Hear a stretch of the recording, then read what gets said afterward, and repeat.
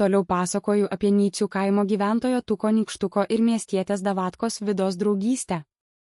Pats Nycietis Tukas ir vis tiek dar nėra jau visai patenkintas likęs po to, kai vakar telefonu pasikalbėjo su miestietė drauge Vida Pribeldaitė, nes ta ir vakar taip ir nepasakė jam keleto svarbių dalykų. Nors ir tikėjęsis, Tukas taip ir neišgirdo iš Vidos lūpų to, kada galėtų įvykti jų dviejų vestuvės. Nors pats vyras jau dabar galvoja, planuoja, kad tam labiausiai tiktų gruodžio arba sausio mėnuo. Tiesa, dar Tukas savo galvoja ir apie tai, kad reikėtų pasiūlyti Vidai pasimylėti, nes jis jau seniai su jokia moterimi nebuvo to daręs. Atėjus vakarui ir būnant troboje su savo globėjais katinais, Tukas tuo metu net ir visai rimtai užsisvajojo apie tai, koks galėtų vėliau galbūt būti seksas tarp jo paties ir Vidos. Jis pradėjo po truputį įsivaizduoti, kaip, likus abiem dviese, jis galbūt nutrauktų žemyn Vidos vilkimus drabužius, bučiuotų jos kūną, o paskui su ja jau ir intimiai suartėtų. 2011 m. spalio 16 diena. Nyciečio vyro, vienišo tėčio Tuko Nykštuko vidaus monologas ir slaptos fantazijos tą vakarą galėjo skambėti labai tikroviškai, giliai ir kartu paprastai kaip ir dera kaimo žmogui, išsiilgusiam artumo.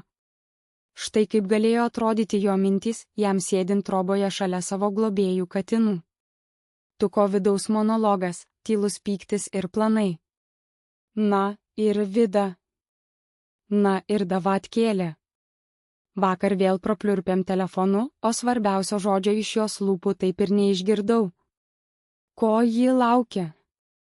Ko ji tyli, tarsi liežuvį prarijusi? Aš čia Nyciuose jau viską galvoje susidėliojau. Vestuvėms geriausias laikas – žiema. Gruodis arba sausis. Darbai laukuose baigti, aplinkui balta, ramu, pats tas metas kelti puotą ir parsivesti moterį į namus. Arba pas ją tiesiai į jos butą nukeliauti gyventi, jeigu būtent taip ji už mus abudu jau yra viduje apsisprendusi daryti. Bet ne, ji vis įsisukinėja. Ar ji nesupranta, kad man nebe 18 metų ir kad jau lygiai 30 metų yra, kad aš noriu aiškumo? Bet labiausiai mane degina kitas reikalas. Kaip jai pasakyti? Kaip pasiūlyti tai, apie ką naktimis galvoju? Jau šitiek laiko esu vienas, be moters. Kūnas tiesiog rėkte rėkia. Ji miestietė pamaldi, vaidina šventąją, bet juk ir ji turi suprasti, mes suaugę žmonės. Man reikia jos. Ir ne vien tik jos maldų ar jos ištarto žodžio reikia, bet taipogi ir viso jos fizinio kūno. Ne tik kaip žmonos, bet ir kaip moters lovoje. Slaptos fantazijos, vakaro svajos troboje. Už lango jau tamsu. Turtuoliai batuotas ir ksena katinai kažką krapštosi kitoje trobos pusėje, o Tukas sėdi ant lovos krašto, žiūri į vieną tašką ir mintise mato tik ją, Vidą iš Kupiškio miesto. Tik ją vieną. Erotinių fantazijų pradžia, įsivaizduoju, kad mes pagaliau vieni. Nėra nei katinų, nei kaimynų, nei jos miestietiškų pamokslų. Tik aš ir ji iš vidaus užrakintoje troboje. Jis stovi priešais mane su tais savo uždarais, pilkais drabužiais, kuriais visada slepiasi nuo pasaulio. Prisilietimas, aš prieinu arčiau. Širdis daužosi kaip pašėlusi. Prisiliečiu prie jos pečių. Mano rankos šiurkščios kaimiškos, bet su ja aš elgiuosi švelniai. Lėtai, saga po sagos, pradedu traukti jos drabužius žemyn.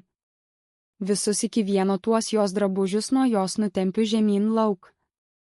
Neaplenkiu paskui nei jos liemenėlės, nei jos kelnaičių. Ji virpa, galbūt šiek tiek gėdijasi, bet nesipriešina. Artumas, drabužiai nukrenta ant grindų. Matau jos kūną, tikrą, šiltą, gyvą.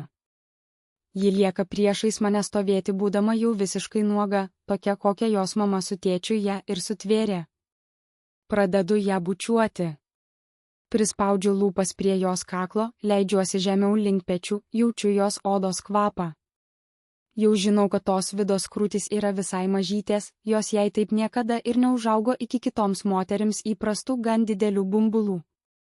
Na, ką padarysi, tinka, tiks man ir va būtent tokia jos neišvaizdi maža krūtinė.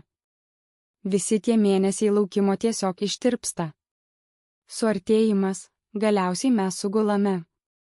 Viskas vyksta lėtai, bet aistringai. Aš paimu ją tvirtai, pajuntu visišką pilnatvę ir ramybę, kurios taip seniai neturėjau. Kurias aš kadaise turėjau tik su savo buvusia žmona Ingrida iš Kėžių kaimo. Bet ne, šios moters šiandien verčiau jau nebeprisiminti vėl. Šią akimirką tik vida iš miesto priklauso tik man, o aš jai. Bet tai savaime galbūt bus tik po mudviejų vestuvių, jeigu viskas radikaliai vyks tik pagal pačios vidos turimus labai griežtus religinius įsitikinimus. Juk ji man daug ką jau buvo sakiusi. Bet jeigu man visgi kažkaip pavyktų meiliomis kalbomis prisibrauti iki pat jos šitaip vien draudimai sukaustytos širdies ir įkalbėt, kad pradžiai, bent pabandymui ji vis tiek imtų ir padarytų išimti, kas liečia su intimių santykių turėjimu. Religija lieka savo, o gyvenimas ir porelės intimumas irgi lieka savo, gal jeigu ją įtikinčiau, kad būtent tą momentą Dievas į jos pusę tikrai nežiūri, kad ji būtent taip savo įsivaizduotų. Tuomet ir visi jos prieš tai turėti vidiniai psichologiniai barjerai kiek labiau atsilaisvintų nuo šitokio stipraus dabartinio suveržimo. Bet nežinia, ar man užtektų pakankamai vidinio gebėjimo tokiam svarbiam dalykui įkalbėti vidą, juk ji vis tiek negalės ir nenorės patikėti tuo, kad Dievas kai kada ir nežiūri į jos pusę iš aukštybių, nestebi to, ką būtent ji dabar yra veikianti, o ypač jeigu ji tuo metu yra gulinti lovoje nuoga drauge su savo mylimu berniuku. Ji per daug giliai tikinti savomis tiesomis ir dėl jų yra per daug užsispyrusi. Štai ir tiesa, tukas giliai atsidūsta, mirkteli ir vėl atsiduria realybėje, Nyčių kaimo troboje, kur vestuvės vis dar yra tik jo paties planuose. Deja, tai tebuvo tik fantazijos jo paties galvoje ir niekas daugiau.